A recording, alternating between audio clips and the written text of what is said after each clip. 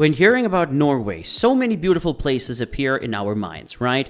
And then, their standard of living is one of the most appreciated things in the world. Hey guys, welcome back to the info feed. In today's video, we will be discussing another exciting topic: how Norway got insanely rich. It is a question that we have to take a deep look at. The growth of a country is not a tiny thing. It is something that has to be appreciated and to be followed. Here, we're going to give you some great info about this through our channel. But before catching up on it, don't forget to subscribe to the channel and hit the bell icon to stay updated with excellent information worldwide. Alright, let's explore together. Norway is one of the wealthiest countries on the planet, but the reason is not immediately apparent. Your initial assumption might be that it has a lot of oil, yet most oil-rich small countries experience severe economic and social problems. Does Norway have the ideal economy, and how did it escape the oil curse to become the economic powerhouse it is today? Most people agree that the Scandinavian country is among the richest in the world, but if so, why? Why is that the case? You guys can also comment your opinions and knowledge regarding this. Norway has always been considered Sweden and Denmark's poor cousin. Today's scenario has changed somewhat. There are other factors to take into account that are frequently ignored before we get the apparent black gold. First and foremost, despite a relatively small population, Norway possesses vast land, coastlines, and waterways.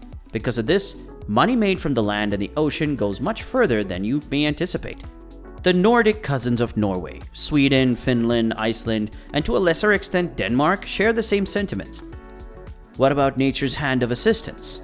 Norway has benefited from its location on the earth in various ways. The nation is endowed with abundant natural resources.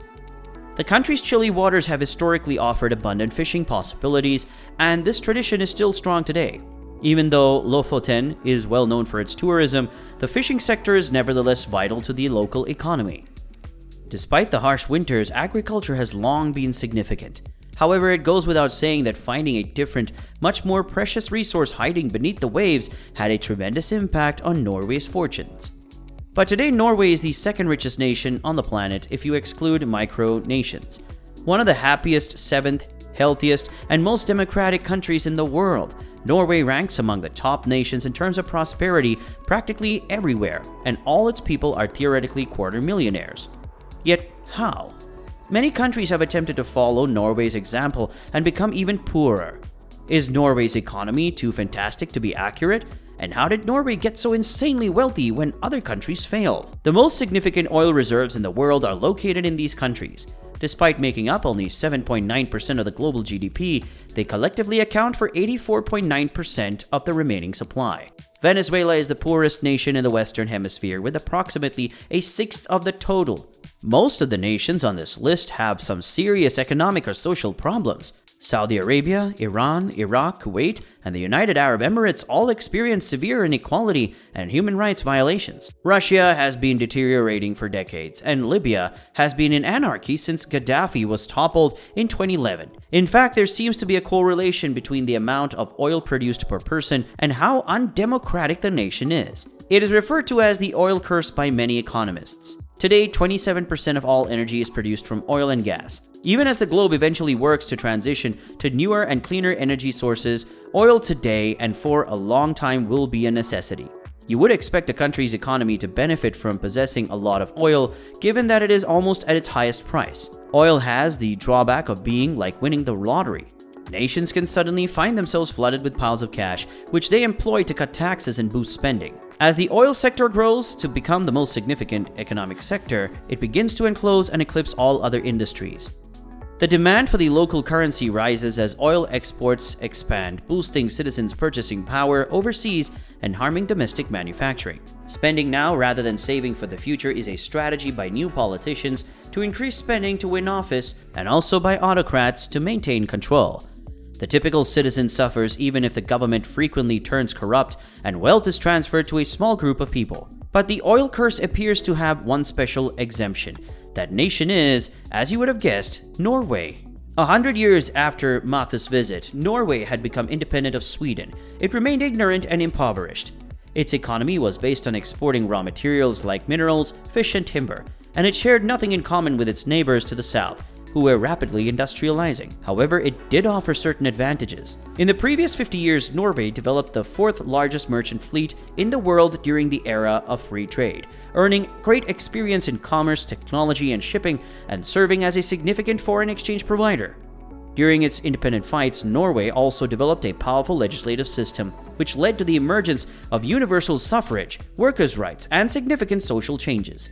Its extensive political power distribution and checks and balances were a solid foundation for future development. Despite the complex geography, it allowed for vast amounts of inexpensive hydroelectricity, which helped to lay the groundwork for industrialization. However, foreign corporations held over 3/4 of all hydropower by this time. The new administration considered this a risk and believed that Norwegians should possess and manage the country's resources. A law was passed restricting such foreign ownership and placing restrictions on any monopolization ambitions. Later in the novel, this knowledge of managing natural resources would be crucial. But all of this happened at the same time that new technologies were available, greatly easing the strain of transportation.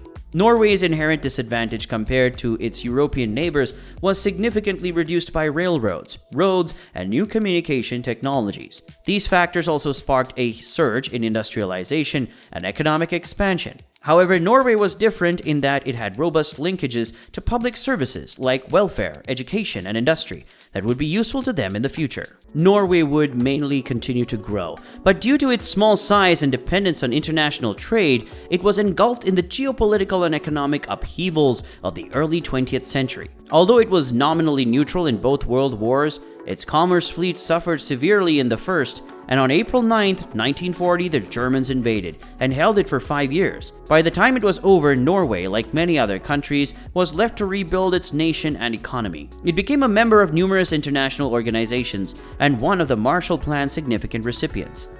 With a clean slate, the Labour Party created a rigid social democratic system that focused firmly on the public sector and centralized planning while fostering the inherent economic advantages of private competition. Norway produced an extraordinarily consistent and robust annual GDP growth of 3.3% from 1945 to 1975. Despite paying some of the highest taxes in the world, Norway's government invested heavily in education, creating one of the most skilled labor forces on the planet. The social safety net was strong, and inequality remained lower than in comparable countries. Almost no one was unemployed, and inflation remained low. Although Norway's economic growth was solid and consistent then, it was still a long way from being the economic powerhouse it is today. Norway was no longer in poverty by the 1960s, although it had essentially caught up to other European countries. Its performance was only average. That was going to alter. Norway had been fortunate, but it resulted from thoughtful planning and positioning itself for the near future. Oil contributes significantly to the Norwegian economy and keeps many other profitable businesses alive while offering well-paying jobs. Norway would suffer if oil suddenly disappeared tomorrow, but it would still rank among the world's wealthiest countries. Does this imply that it has a flawless economy or that other countries should try to imitate it? No, Norway has been given an incredibly fortunate situation. Not every nation has trillions of dollars worth of oil lying off its coast, but because it relies on the public sector, which has stifled competition and stunted potential growth, and because its cost of living is among the highest, Norway has been given an incredibly fortunate situation.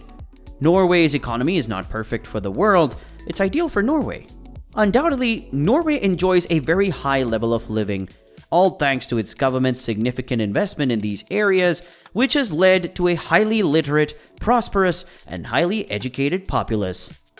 We're sure you guys have an excellent explanation and knowledge of this topic, so don't forget to hit the like button and share your opinions in the comment section below.